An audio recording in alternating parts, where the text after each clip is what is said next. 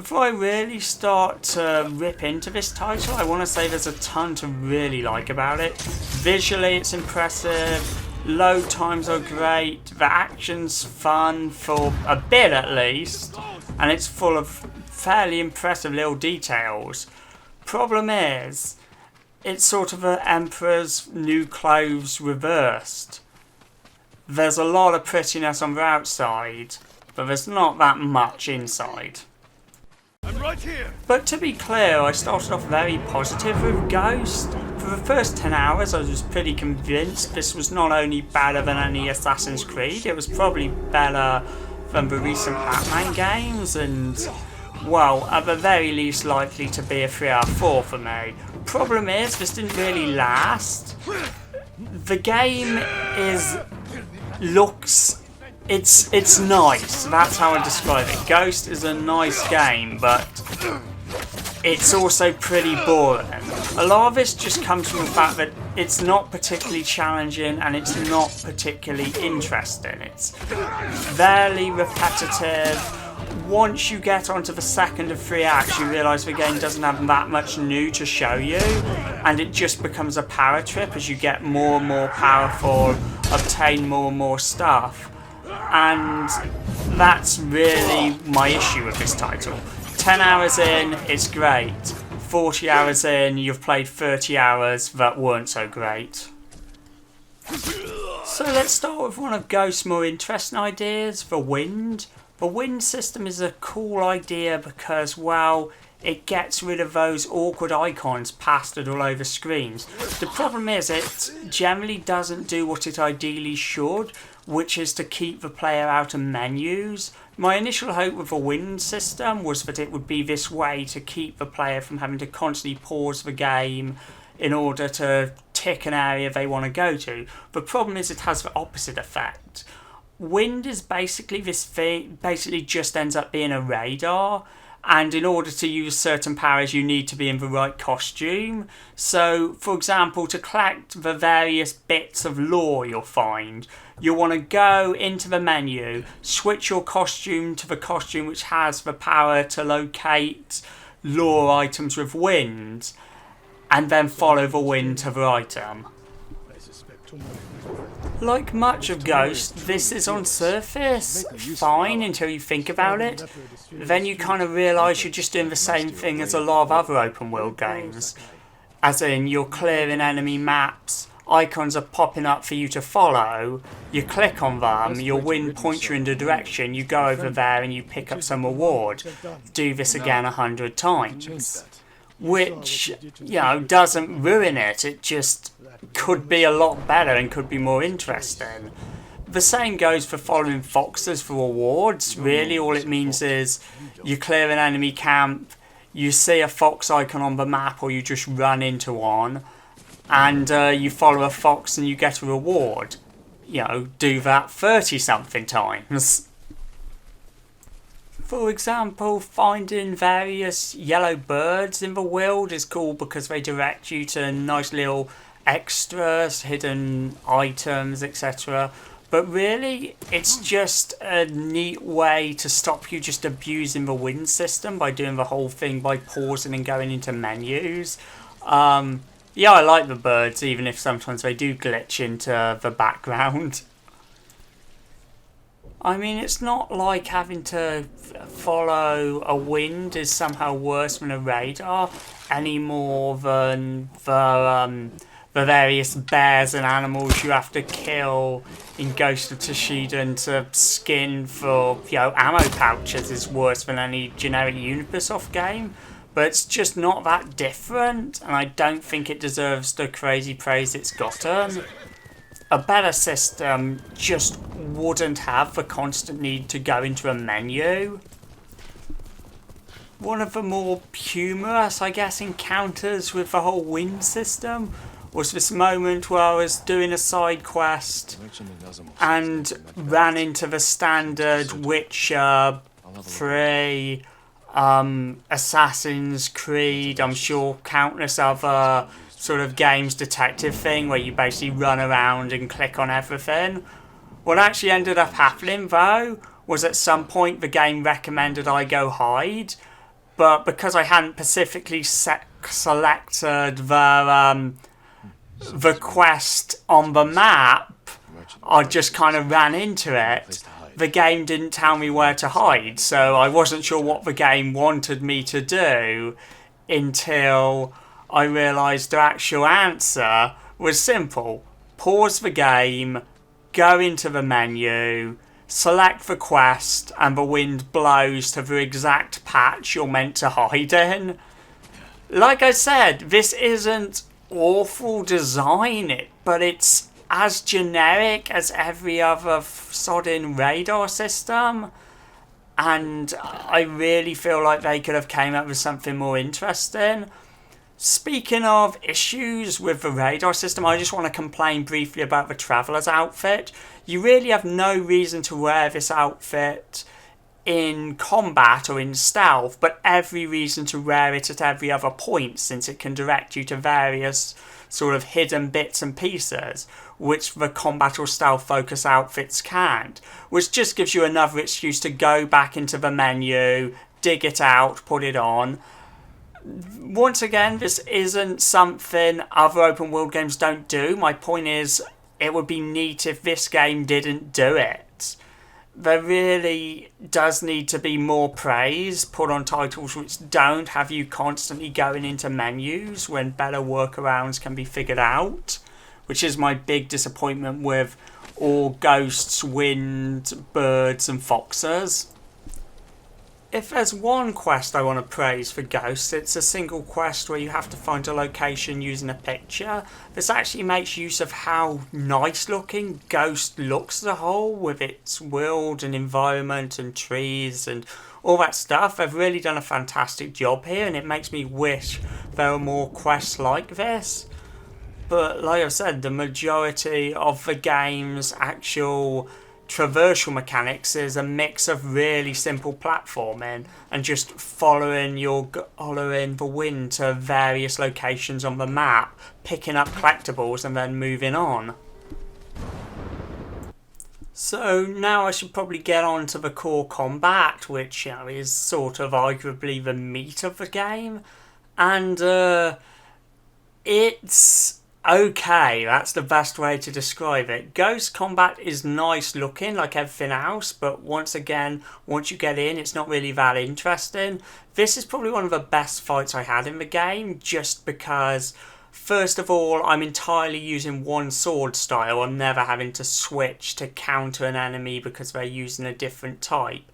And I've also decided not to use any of my various gadgets, which is really where the combat falls apart. Put bluntly, there's no real defense most enemies have against your various ninja tools. Shurikens will put all nearby enemies into a stun. Bombs can't do anything about them. Smoke bombs, I pretty much refused to use them at a point because they gave me a ridiculous advantage. What else is there? Oh yeah, bows and arrows. Yeah, some enemies can block them using their armour, but then you get a more powerful bow, which kind of negates that completely, and it just makes them all easy, plus you have bullet time.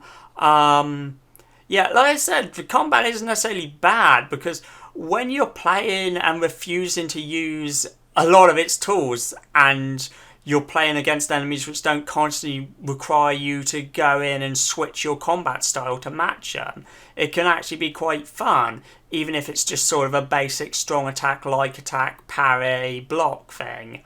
But hey, it's fun, it looks really nice, and you'll hear me say that a lot, it looks really nice.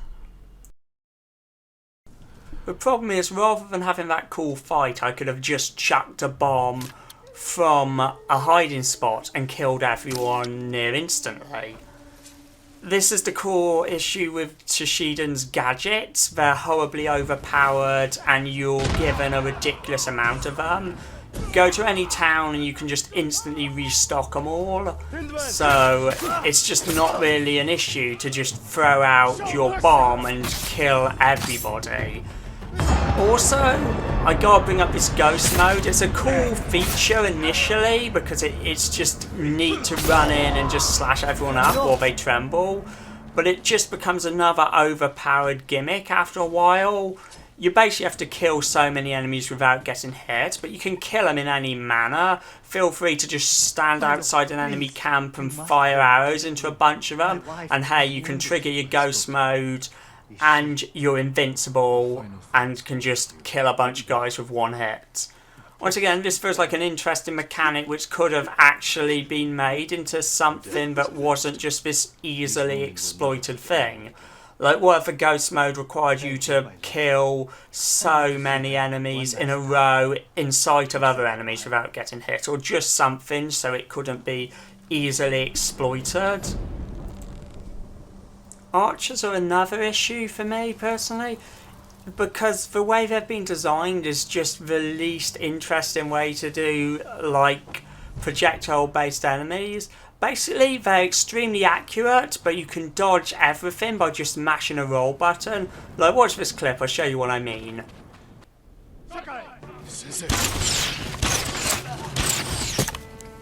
Okay, now, one button tapped is going to win all this. Well, if you want to be super technical, it's one button tapped and then another button to attack.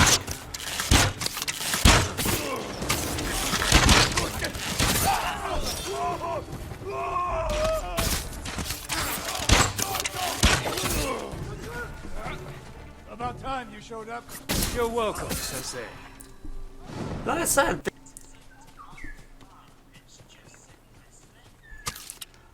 I'm pretty sure that enemies do get, like, these eagle things when you get further in. I just never knew what they did.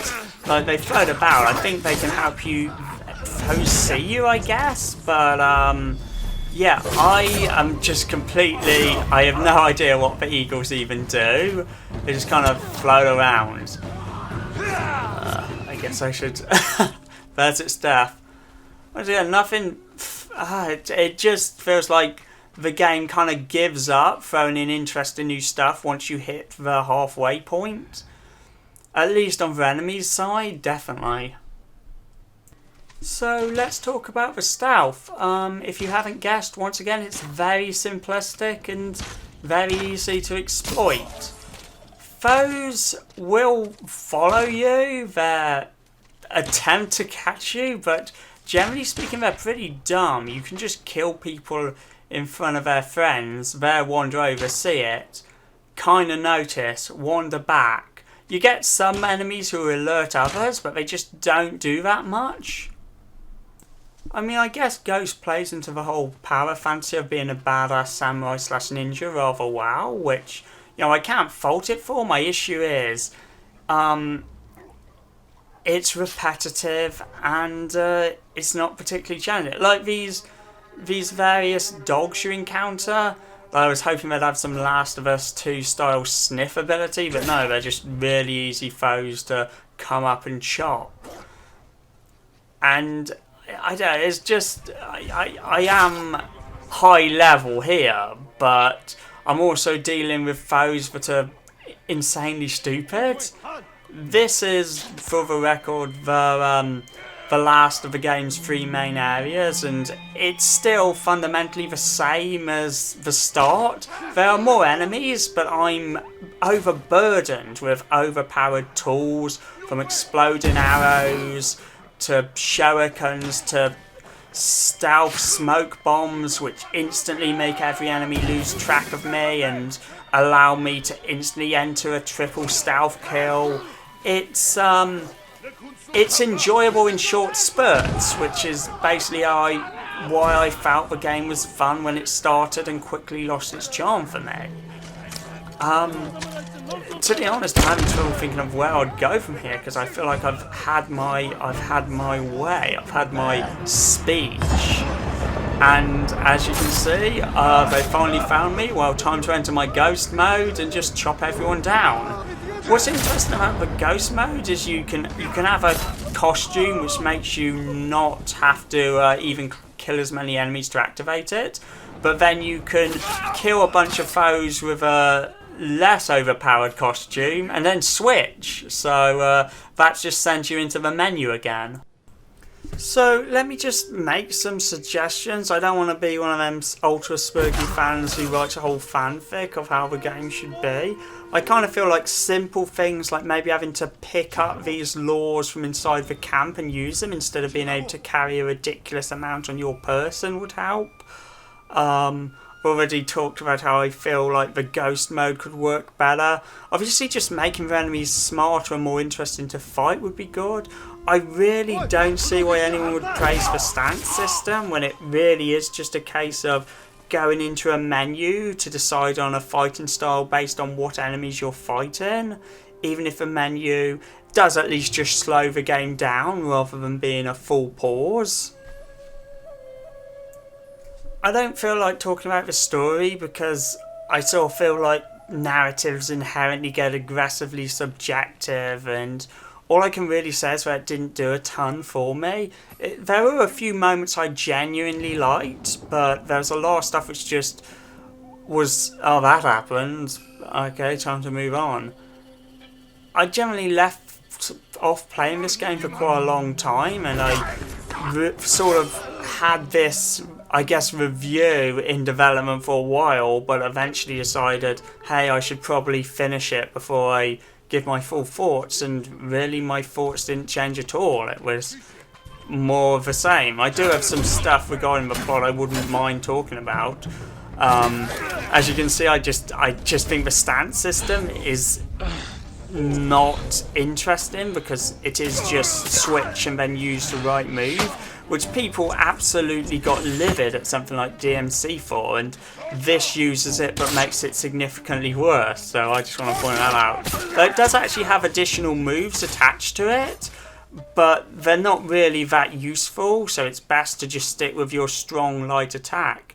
And once again, enemy camp over, time to switch to my costume, which lets me see lore items, find what one is in the camp by going through a list, and then follow the wind and pick it up. Look, Ghost could be a lot better if it just got away from the Ubisoft formula, really, and if it maybe balanced itself. It doesn't need to have all these mega upgrades which gradually make the game take no effort to play. I know it's a weird place to go, but have you thought about, say, Ape Escape? Ape Escape was a lot of fun, and you gradually got more gadgets and tools, but the thing about Ape Escape was those gadgets were made to try and sort of push you to do new things. Many of the gadgets just feel like ways to invalidate the core combat. And then you have all the collectibles. Like the haikus, I lost interest in because they're just the guy sitting down and you select some words and then you get a headband. But I quite like these, but that's because they're just very quick tests of your skill with pressing buttons, which, you know, I guess you could say that's a lot of what games are, but hey, I like that. So, in the spirit of repeating myself just like this game, Ghost is really a title about doing the same fairly simplistic act over and over again. For what it's worth, the presentation is absolutely fantastic. That's something I keep going to and I keep wondering what else to say other than how great the loading times are. Seriously, this thing loads like you're already playing it on the PS5 or something. And hey, that made cleaning up these last remaining camps a bit less painful. You know, it's definitely not an unfun game because you have those great gory kills in there, but then you're left with the fact that really you're just going to be doing the same thing again in another pretty area. It's goofy ass super powered mode is enjoyable and visually interesting, but then you realise it's another tool to overpower everyone. There are a ton of things to do, but then you realise there are really only like 3 of them are interesting and they repeat over and over again. There's a ton of costumes, but they just make you go into menus more often. Wind is a cool replacement to a radar, but it's still just another reason to once again go into a menu after you've cleared a camp. to select a collectible and follow a compass, even if it's an air compass. Look, here's the thing. I have a dog, and my dog really likes to fetch balls. In fact, my dog would quite happily spend his whole life just fetching balls. But here's the thing. Some dogs will fetch balls in lakes, and my dog likes to fetch balls in lakes. But dogs, they have this weird thing where some of them are so obsessed with fetching balls in lakes that they will keep fetching that ball until eventually they drown because they get too tired to swim.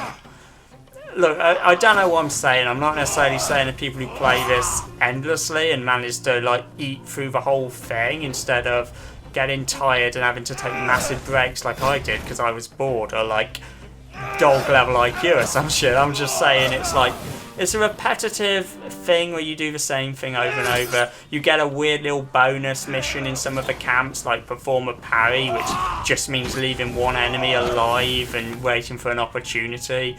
Can't pay him now because he can use his sword thing, so I gotta wait for his fire sword to go away so I can keep trying to parry him. So that's where I'll leave you, I guess. Would I play this again? I wouldn't play through all the content again, definitely. The only reason I did was because I sort of felt like I should for this review, so no one can come down on me. I can say, hey, I beat nearly all of the game on lethal, and the only reason I didn't stick on that difficulty was because it wasn't there when I started. I got every camp cleared out. I went all the way on this one, and my end response was I tried my best. I took long pauses between playing so I wouldn't get bored as quickly.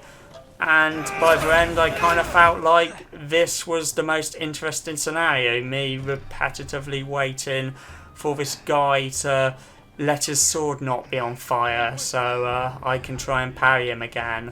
Which, I've gotten better at the parries now, I do it a lot quicker.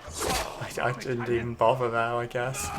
Okay, that's me. Ghost, 2 out of 4. Visually fantastic, gameplay-wise not very interesting. And at some point I'll talk about the story in a video related to something else, probably, because there are at least 2 moments which absolutely did work very well. There's a lot that was either bland or like, why are you doing this? This is such a boring way to take this. But I've already probably upset the Ghost fans enough, so I'll leave it.